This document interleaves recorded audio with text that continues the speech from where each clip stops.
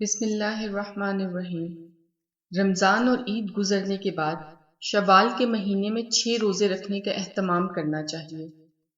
حضرت ایوب انصاری رضی اللہ تعالی عنہ سے روایت ہے کہ رسول اللہ صلی اللہ علیہ وآلہ وسلم نے فرمایا، جس نے رمضان المبارک کے روزے رکھے اور اس کے بعد ماہ شوال کے 6 نفلی روزے رکھے تو اسے سال بھر کے روزوں کا ثواب ملے گا۔ ایک نیکی اللہ کی بارگاہ میں 10 کے برابر ہوتی ہے، ایسے رمضان کے 30 روزے 300 کے برابر ہو گئے اور شوال کے 6 روزے 60 کے برابر، گویا یا پورے سال کے روزے شمار ہوں گے۔ شوال کے ان قیمتی روزوں کے اجر سے فائدہ اٹھانے کی نیت ابھی سے کر لیں اور ہرگز سستی نہ کریں۔ یہ روزے عید کے فوراً بعد وقفے کے ساتھ مسلسل یا چھوڑ کر رکھے جا سکتے ہیں۔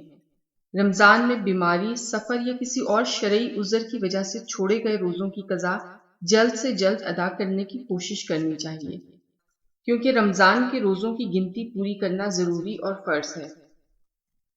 قرآن پاک میں اللہ سبحانہ و تعالیٰ نے فرمایا ہے، اور جو کوئی مریض ہو یا سفر میں ہو تو وہ دوسرے دنوں میں روزوں کی تعداد پوری کرے۔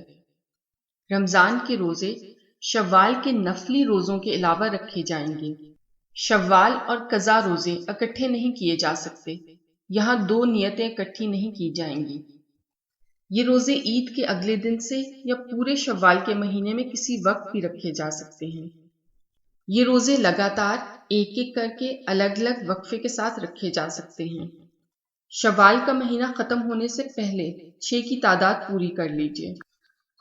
یہ 6 روزے بہت قیمتی ہیں، ان کو رکھنے کا خوب اہتمام کیجیے اور ابھی سے نیت کر لیجئے کہ آپ یہ روزے ضرور رکھیں گے۔